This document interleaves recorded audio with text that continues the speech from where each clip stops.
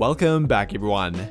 If their game against the Atlanta Hawks proved anything, I think it showed the Lakers' need for reliable wing depth, or to be a bit more specific, getting 3-and-D production from a bigger wing player.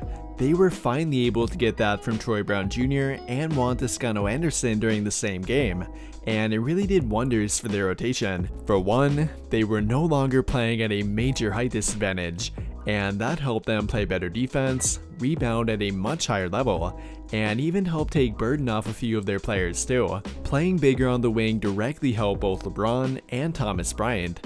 They had more size to help Bryant rebound, and that led to him having a team-high 17 total rebounds against Atlanta. And then for LeBron, they took a lot of burden off him both defensively and for battling down low for rebounds too, which led to him having much more energy on offense.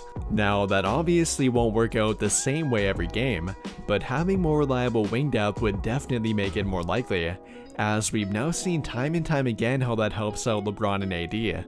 I mean, even a simple addition like Stanley Johnson did wonders for them last season, and that was on a team that had a never-ending list of problems. I've already talked about how they could acquire a 3-and-D wing through both trade and potentially through the upcoming buyout market, but how about simply going through free agency? What might they be able to find by doing that? Could it possibly lead to them finding another Stanley Johnson, or would it simply be a waste of their time?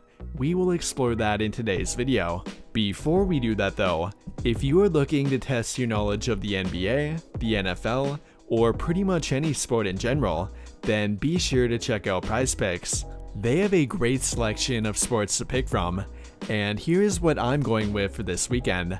I got Nikola Jokic having more than 33.5 combined points and assists, Marcus Smart having more than 1.5 combined blocks and steals, and then I'm finishing it off with a little NFL action. For my final two picks, I got Justin Fields having more than 1.5 total touchdowns, and then Teddy Bridgewater throwing at least one total interception. If you are looking to follow along, or even make your own picks, then be sure to check out PrizePicks and use code JSM to get a bonus on your first deposit. Without further ado though, let's get back to today's topic. And with January 5th approaching, which if you did not know, is the first official day that 10-day contracts can be given out, I guarantee that more free agents will be getting picked up. And with the Lakers maintaining an open spot on their roster, that will very likely apply to them, as they would be able to fill a need without giving a player a guaranteed contract. And I imagine that will lead to them once again being linked to Mo Harkless, who happens to be player number 1 on our list. Definitely not a great option, but one that they know what they would be getting from.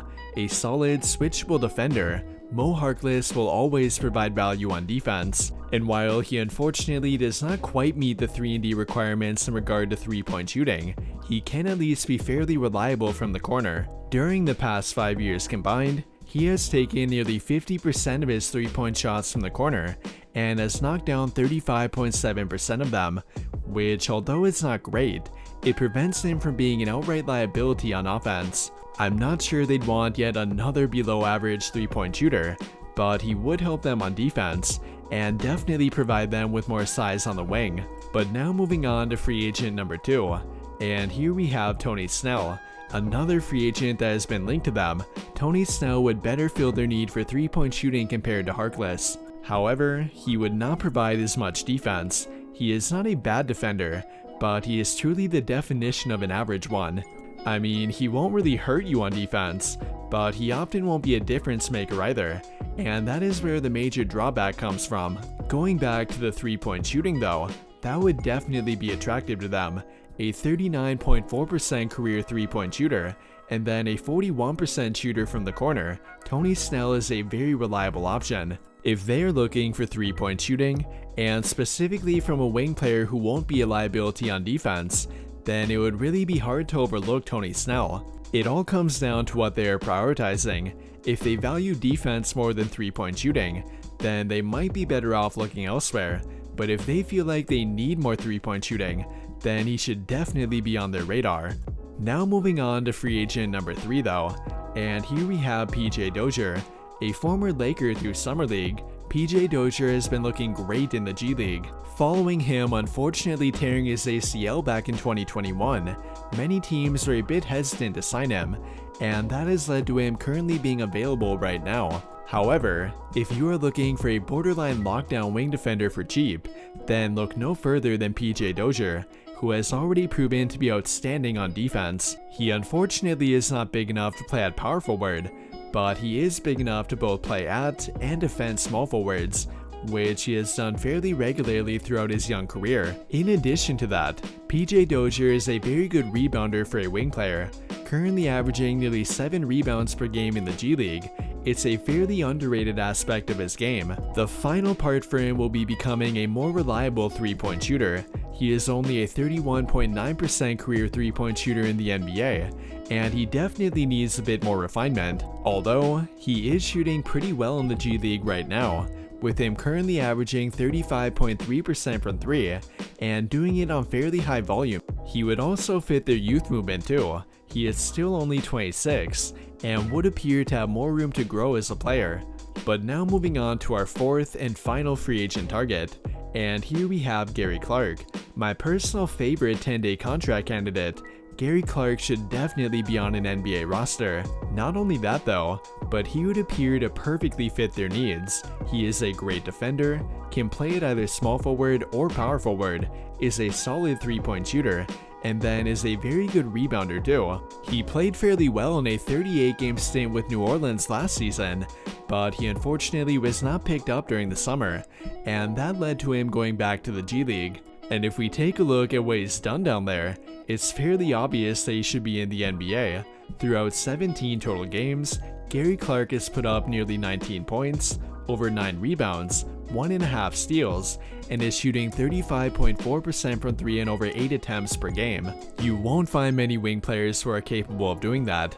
Gary Clark plays way bigger than he actually is, and he really has the perfect build for a modern NBA power forward. The only minor issue with him is that he is not a great three-point shooter, although he is certainly a capable one. He shot 40% from 3 in the NBA last season, and is a near 38% corner three-point shooter on his career. Between his switchability on defense, being a great rebounder for a wing player, and then being at least average from 3, he would appear to be a great fit for their team. And if I were them, I would immediately throw a 10-day contract his way on January 5th, as I believe he could fill a Stanley Johnson type of role for them. To wrap everything up here though, if the Lakers are looking for more wing depth, then they do have a few options in free agency. Between these 4, I think they each could provide value. With all of that being said though, what do you guys think? If you could pick one free agent to give a 10-day contract to, who would you pick? Let me know your thoughts by commenting down below and we can talk about it there. That will do it for this video though. Big thank you to those of you who took the time to watch until the end of this video, and until the end of all of my videos in general. I really hope you enjoyed it, and if you did, be sure to drop a like on the video, subscribe to the channel if you have not already, and turn on notifications to get notified right away when I drop a new video. But as always, thank you for watching and have a great day.